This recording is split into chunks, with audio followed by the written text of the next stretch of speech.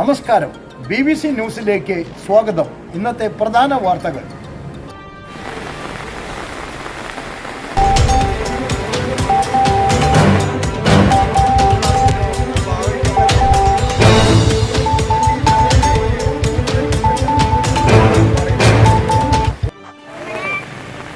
കനത്ത മഴയിലുണ്ടായ വെള്ളക്കെട്ടിനെ തുടർന്ന് വെള്ളത്തിനടിയിലായ വീടുകളിലെ അന്തേവാസികളെ ദുരിതാശ്വാസ ക്യാമ്പിലെത്തിച്ചു ജനപ്രതിനിധികളും സേവാഭാരതി പ്രവർത്തകരും നാട്ടുകാരും ചേർന്ന്.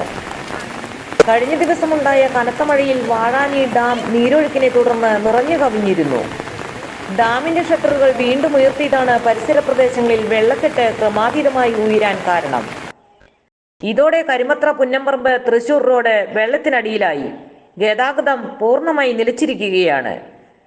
തെക്കുംകര പനങ്ങാട്ടുകര റോഡും പൂർണ്ണമായി വെള്ളത്തിനടിയിൽ ആയതോടെ അത്യാവശ്യത്തിനായി ആശുപത്രികളിലേക്കുള്ള സഞ്ചാരവും നിലച്ചിരിക്കുകയാണ്.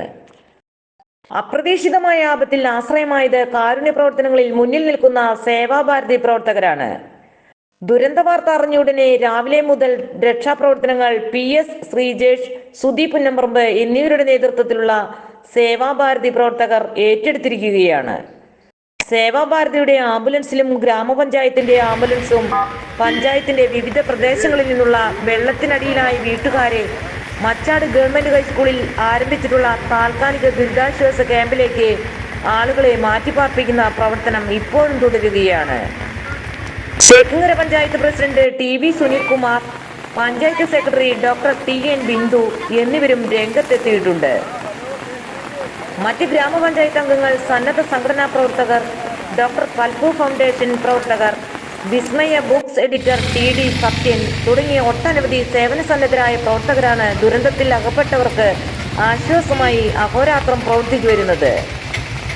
ഏകദേശം 3 മണിയോടെ തടിച്ചുകൂടിയ കാർമേഘങ്ങൾ പെയ്തൊഴിഞ്ഞ മഴയുടെ ഗാംഭീര്യത്തിന് അല്പം ശമനമായിട്ടുണ്ട്. ഇപ്പോഴും മച്ചാട് മലനിരകളിൽ നിന്നുള്ള വെള്ളത്തിന്റെ നീരൊഴുക്കിന് ഒട്ടും ശമനമായിട്ടില്ല. പരിസര പ്രദേശവാസികൾ ഇന്നത്തെ തങ്ങളുടെ ജോലി ഉപേക്ഷിച്ച് രക്ഷാപ്രവർത്തനങ്ങളിൽ പങ്കാളികളായി പ്രവർത്തിച്ചു വരികയാണ്.